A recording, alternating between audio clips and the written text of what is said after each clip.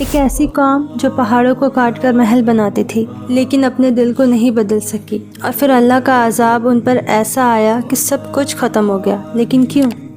حضرت صالح علیہ السلام کو اللہ نے قوم تامود کی طرف بھیجا۔ یہ لوگ آج کے سعودی عربیہ کے علاقے میں رہتے تھے۔ بہت طاقتور، امیر اور ایڈوانس لوگ تھے۔ ان کے پاس سب کچھ تھا، بس اللہ کا ڈر نہیں تھا۔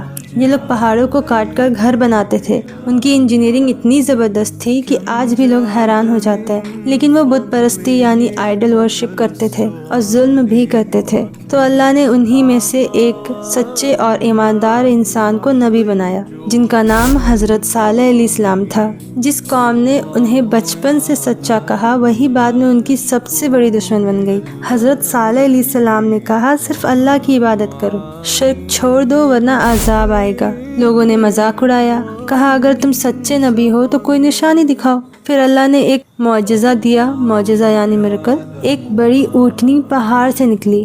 جہاں لوگ پتھر توڑتے تھے وہاں اللہ نے پتھر سے زندہ معجزہ نکال دیا۔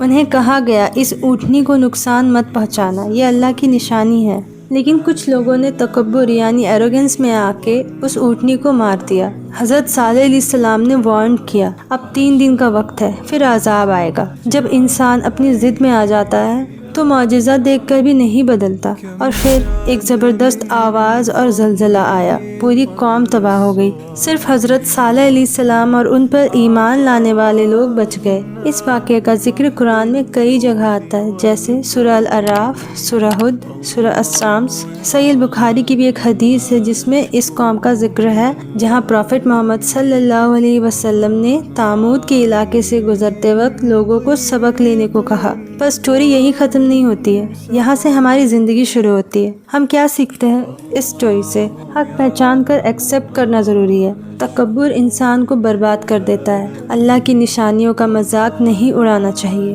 نبی کی بات ماننا ہی نجات یعنی سکسیس کا راستہ ہے۔ جب دل بند ہو جاتا ہے تو آنکھوں کے سامنے معجزہ بھی بیکار ہو جاتا ہے، اور جب دل کھل جائے تو ایک چھوٹی سی بات بھی ہدایت بن جاتی ہے۔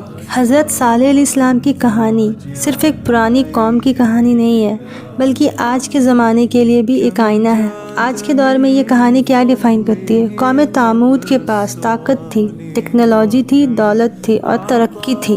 آج بھی انسان کے پاس یہ سب کچھ ہے، بڑے بڑے شہر، اونچی عمارتیں، ایڈوانس ٹیکنالوجی اینڈ سائنس۔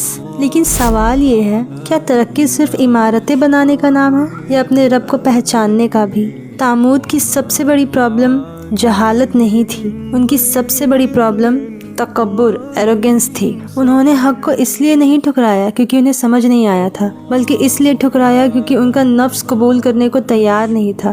آج بھی بہت لوگ سچ کو جانتے ہیں لیکن اپنی خواہشوں کی وجہ سے اسے قبول نہیں کرتے۔ یہ کہانی ہمیں بتاتی ہے کہ جب انسان اپنی طاقت پر اتنا بھروسہ کرنے لگے کہ اللہ کو بھول جائے، تب اس کی تباہی شروع ہو جاتی ہے۔ آج بھی لوگ کہتے ہیں، میری لائف ہے، جو چاہے کروں گا، مجھے کوئی نہیں بتا سکتا صحیح کیا ہے۔ دین پرانے زمانے کے لیے تھا، یہی سوچ تامود کی بھی تھی۔ اللہ نے تامود کو اونٹنی کا معجزہ دیا، آج ہمیں قرآن دیا گیا ہے۔ ان کے لیے اونٹنی اللہ کی نشانی تھی، ہمارے لیے قرآن اللہ کی نشانی ہے۔ سوال یہ نہیں ہے کہ اللہ نے نشانی دی یا نہیں، سوال یہ ہے کہ ہم نشانی دیکھ کر بدل رہے ہیں یا نہیں۔ تباہی اس وقت شروع نہیں ہوتی جب انسان گناہ کرتا ہے، تباہی اس وقت شروع ہوتی ہے جب گناہ کو گناہ ماننا چھوڑ دیتا ہے۔ قوم تامود نے بھی یہی کیا تھا، پہلے حق کو ٹھکرایا، پھر نبی کا مذاق اڑایا، پھر اللہ کی نشانی کو نقصان پہنچایا اور آخر میں عذاب آ گیا۔ آج ہم پہاڑوں کو نہیں کاٹ رہے ہیں لیکن اپنی خواہشوں کے لیے اللہ کا حکم ضرور کاٹ رہے ہیں۔ اور صالح علیہ السلام کی کہانی ہمیں یہی یاد دلاتی ہے